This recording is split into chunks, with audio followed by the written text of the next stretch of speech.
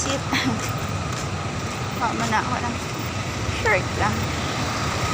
And super happy ng super duper traffic, guys. And pauwi na ako. Walking distance lang naman yung grocery sa bahay ng boss ko. So, kaya everyday talaga nasa grocery ako kasi hindi everyday yung mga hindi kasi bumibili ng mga ano ba, guys, ingredients talagang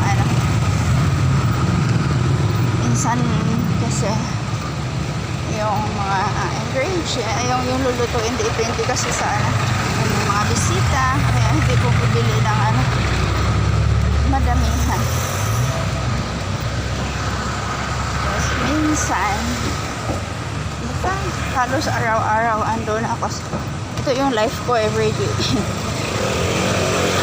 Lakad yan, masikip na daan, diba? Super duper traffic.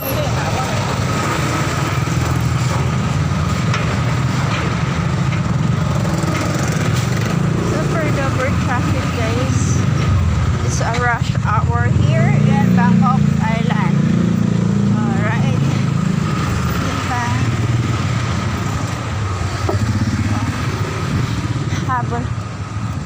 Makahabol pa ako sa live ni Sis Jen. Iniwan ko lang si Sis Jen nag-live. Kasi need ko kasi yung phone para isend ko yung pinapabili niya sa akin. Kasi minsan kasi hindi kami magkaintindihan. Hindi kami magkaintindihan ng boss ko. Kaya kailangan ko isend sa kanya yung kapanaka.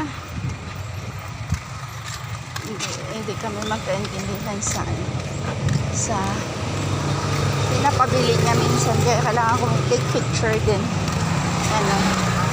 din isisend sa kanya para sure, para hindi na ako pabalik-balik kasi minsan pabalik-balik pag mali kasi may yung intindi ko sa English niya.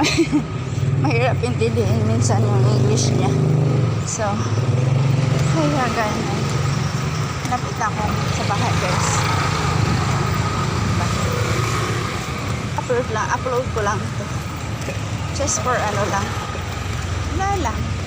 May movement lang yung channel natin kasi hindi na tayo nakapag-live ba. Busy ang person sa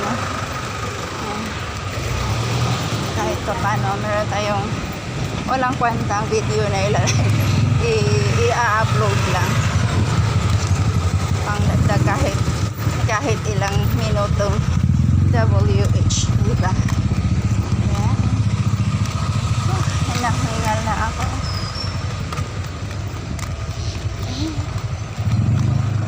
Pag need na nating mag-update sa channel.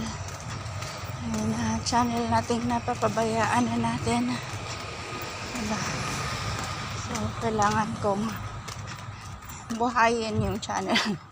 Buhayin yung channel ko kasi hihiya din naman ako sa tumutulong sa akin for my watch hour.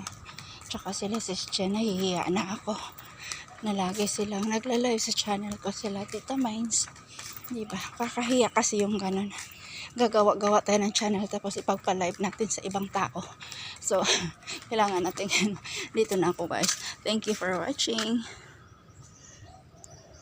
Kuda ko, no?